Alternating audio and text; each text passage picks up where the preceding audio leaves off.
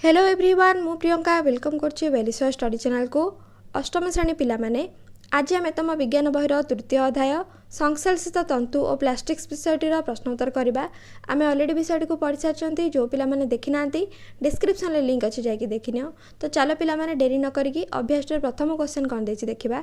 एक नंबर देछि शून्य स्थान पूरण पाई आवश्यक शब्द बा शब्द पुंजटी को लेख।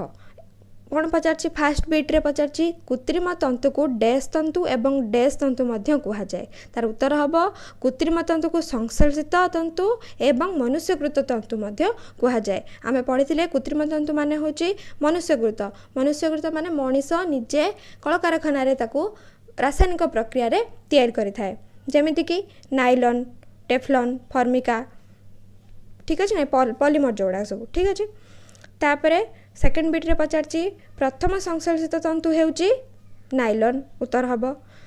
तापरे पचार कृत्रिम तंतु भली प्लास्टिक्स मध्य डैश अटे ना कृत्रिम उत्स अटे।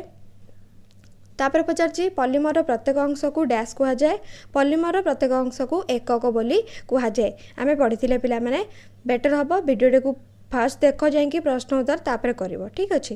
तापर 2 नंबर कौन दे देखा ना 4टी संभाव्य उत्तर मध्य ठीक उत्तर को बाछिक लेख। प्रथम पचार केउटी वस्त्र रूपे एवं काच परिवर्ते व्यवहृत होइछि फर्मिका ना मेलामाइन ना पॉलीस्टाइलिन ना एक्रिलिक उत्तर हम एक्रिलिक। द्वितीय कौन पचार केउटी नॉनस्टिक बासन व्यवहृत होइछि तार उत्तर हम टेफ्लॉन। तापर पचार इलेक्ट्रिक स्विच प्लग आदि केउठी प्रस्तुत होइछि तार उत्तर हम बेकेलाइट। तापर कौन पचार केउठी कांथरे व्यवहृत टाइल प्रस्तुत होता है ना मेलामाइन हम तार उत्तर। तापर 3 नंबर देखा 1 नंबर 2 नंबर सरीगला 3 नंबर कौन पचार ना निम्नोक्त मध्य केगुड़िक पुनर्चक्रण योग्य एवं केगुड़िक पुनर्चक्रण अयोग्य प्लास्टिक्स अलग अलग करके लेख। कौन कौन देइछि तादेर बाछिक लिख ना टेलीफोन जंत्रपाति प्लास्टिक्स खेलना रोसे बासन हैंडल डट पेन चौकी विद्युत तार बाह्य आवरण विद्युत स्विच कौटा कौटा पुनर्चक्रण योग्य आ कौटा कौटा पुनर्चक्रण अयोग्य ताको सब अलग अलग करके लिख। पुनर्चक्रण योग्य प्लास्टिक्स रे लिख प्लास्टिक्स खेलना प्लास्टिक खेलना जोड़ाक ताको आम रीयूज कर पुनर्बार व्यवहार कर। चौकी प्लास्टिक चौकी को मध्य पुनर्बार रीयूज कर विद्युत तार बाह्य आवरण को कर। पुनर्चक्रण अयोग्य प्लास्टिक गुड़ाक ना टेलीफोन जंत्रपाति रोसे बासन हैंडल विद्युत स्विच डट पेन एगुड़ाक कर नाही। तापर पिला माने 4 नंबर पचार ना निम्नोक्त जिनस गुड़ी को थर्मोसेटिंग प्लास्टिक्स रु कहीं प्रस्तुत करा जाए बुझाओ। फास्ट बीट्रे पचार सस्पैन तावा प्रेशर कुकर हैंडल सेकंड बीट्रे पचार विद्युत प्लग स्विच प्लग और स्विच बोर्ड एगुड़ा सब कहीं थर्मोसेटिंग प्लास्टिक रु तैयारी कराए लेखिब।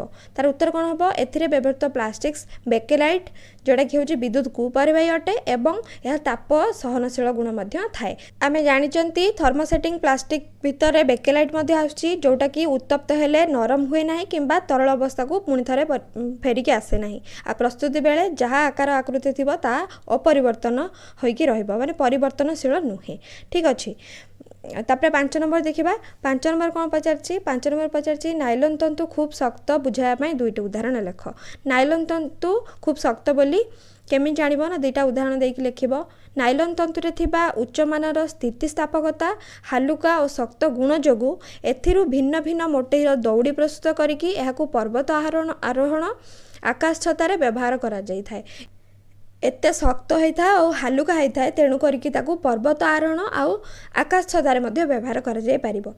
तापरे आउ सेकेंड बीट्रे कौन उदाहरण दे परिबो ना यह खूब शक्त होइथार विभिन्न यंत्रांश प्रस्तुति मध्य व्यवहृत होता है यंत्रपाति सब तैयार करा जाय थाए।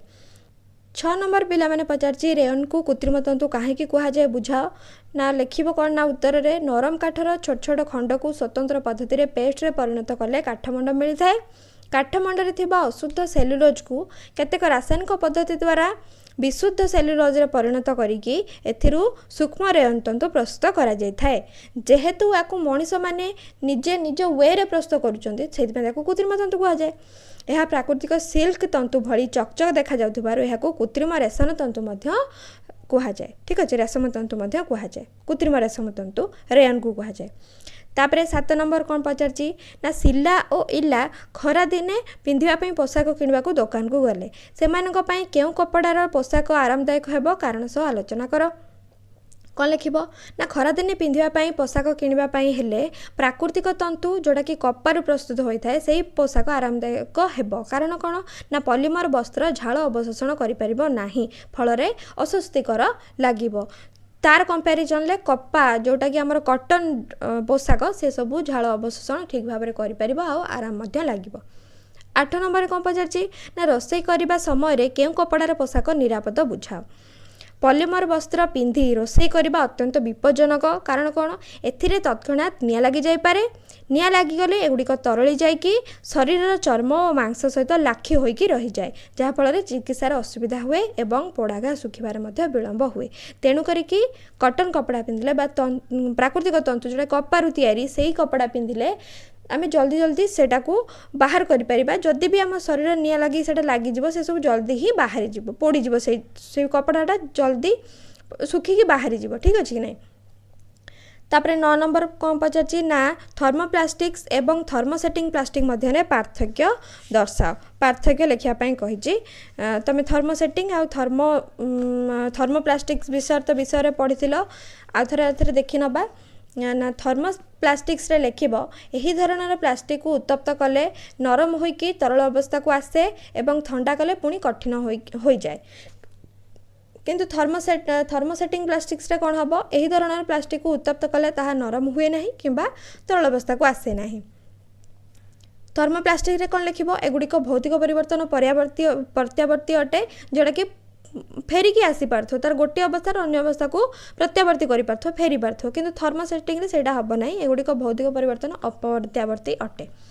थर्मोप्लास्टिक्स रे कौन लिखिब एही श्रेणीर प्लास्टिक गुड़िक रैखिक एकक सज्जा होता है जेमती पिक्चर देखि पार्थुबो किंतु थर्मोसेटिंग प्लास्टिक रे कौन होता है ना एगुड़िक क्रॉस लिंक्ड एकक सज्जा होता है पिक्चर देखि पार्थुबो। थर्मोप्लास्टिक रे कौन लिखिब polythene PVC thermocol acrylic Teflon इत्यादि यार उदाहरण अटे किंतु थर्मोसेटिंग प्लास्टिक्स उदाहरण कौन बेकेलाइट मेलामाइन फॉर्मिका इत्यादि। थर्मोप्लास्टिक रे लिखिब एगुड़िक पुनर्चक्रण योग्य होइतिबारु एगुड़िक पुनर्बार तरलाई व्यवहार उपयोग करा जाय परिबो किंतु थर्मोसेटिंग प्लास्टिक को पुनर्बार व्यवहार करा जाय परिबो नाही तेणु ताहा पुनर्चक्रण अयोग्य अटे जोटा कि परिवेश प्रदूषण एक मुख्य कारण अटे। तापरे 10 नंबर कौन पचार ना जैव अवक्षय योग्य पदार्थ एवं जैव अवक्षय अयोग्य पदार्थ मध्य पार्थक्य लिखिब। जैव अवक्षय योग्य पदार्थ कौन लिखिब जो पदार्थ गुड़ी को बाहर फोपाड़ी देले किंबा माटी रे पोती देले पची सड़ी किछि दिन परे माटी रे मिसी जाती ताहाकू जैव अवक्षय योग्य पदार्थ बोली कहा जाए जोटा कि माटी रे मिसी जीव ठीक अच्छे सेटा अवक्षय हो पारुथुबो सेतिपई ताकू जैव अवक्षय योग्य कहुजिवो किंतु जो सब पदार्थ को बाहर फोपाड़ी देले किंबा माटी रे पोती देले पची सड़ी न पारिकी माटी रे मिसंती नाही ताकू जैव अवक्षय अयोग्य पदार्थ बोली कहुजाए अवक्षय हेबो नाही जोटा हेई जीवो सेटा अवक्षय योग्य जोटा हबो नाही सेटा अवक्षय अयोग्य।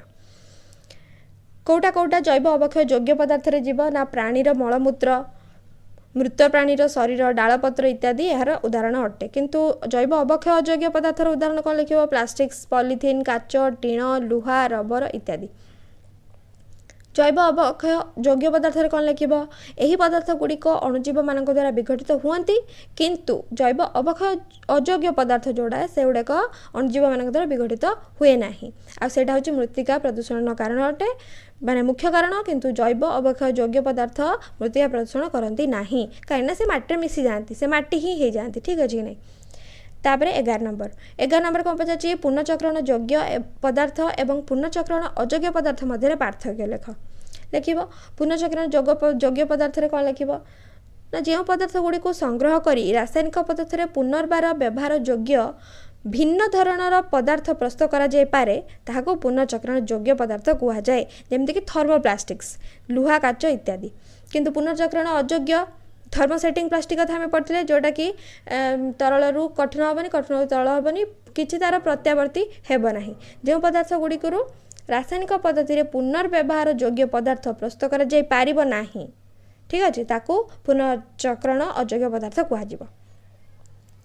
तापरे पॉलीमर कौन गोटे उदाहरण देकी बुझेब लिखब पॉलीमर कौन पॉलीमर होची दुईटी ग्रीक शब्द पॉली आ मर को नहीं गठित पॉलीर अर्थ होची कौन अनेक एवं मर अर्थ होची एका प्रकारर एकक र बारंबारता ठीक अच्छे यही पॉलीमर लंबा शिकुड़ी आकृति विशिष्ट और एथिरे एकक गुड़िक गोटे हार में माली परी सज्जित होइकी रही थांती गोटे गोटे एकक कहुए जोटा कि जो मर अर्थ हूँ एकक से गोटे गोटे अणु को ये एकक बोली कहुच्छे जोटा कि गोटे माली भाया होगी सज्जित होगी से आकार रही था पॉलीमर कहुच्छे बहु संख्यक ग्लूकोज एककर समाहार को सेल्युलोज पॉलीमर सृष्टि होता है समाहार कहार समाहार ना बहु संख्यक ग्लूकोज एककर समाहार सेल्युलोज पॉलीमर सृष्टि होता है कपार तंतु एक प्राकृतिक पॉलीमर अटे रेयन एक कृत्रिम बा मनुष्य पॉलीमर अटे तापर पिला माने क्वेश्चन पचारछि कृत्रिम तंतु उत्पादन जंगल संरक्षण सहायक कि 10टी वाक्यर आलोचना कर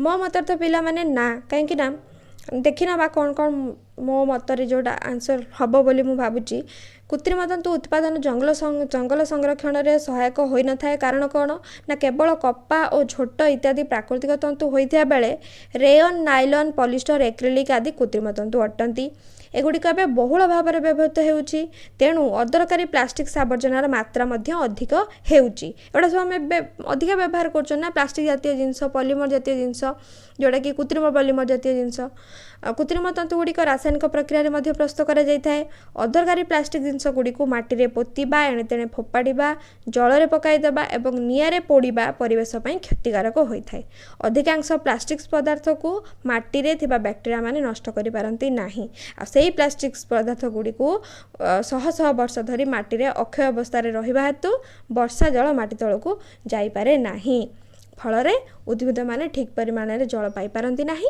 और जल अभाव अनेक उद्भिद मरी जाए तेणु जंगल संरक्षण व्याहत होता है ठीक अच्छे तापर 14 नंबर कौन पचार प्लास्टिक ठारे दूरे रुह यही उक्तिर विज्ञान भित्तिक तात्पर्य 10टी वाक्यर आलोचना कर प्लास्टिक रु कहीं आम दूरे रहा कारण कौन एवं सारा पृथ्वी में प्लास्टिक एक भयावह प्रदूषणकारी पदार्थ रूपे देखा देकी जीवजगत प्रति विपद सृष्टि कलानी गाई गोरु और अनेक जलचर जीव प्लास्टिक खाई असमय मृत्यु मुखर पड़ुन जमीक आम कौन करती साधारणतः घरे परिबा चोपा कि आमर जहाँ भी सब खाइबा आम सब छाड़ुंट कौन कर प्लास्टिक पॉलिथिन बांधिकी बाहर पकई दूसरी गाई गोरु एम सब जो बाहर बुलूँ से कौन कर खाइबा आशारे जरी को खाई दौरान जो से मृत्यु मुखर पड़ुंट प्लास्टिक पदार्थ गुड़िक अणुजीव मान द्वारा विघटित हो पारती ना तेणु एमाने जैव अवक्षय अयोग्य पदार्थ होइकी रहती जोटा कि माटी उपरे से माने पड़ी रुहती जल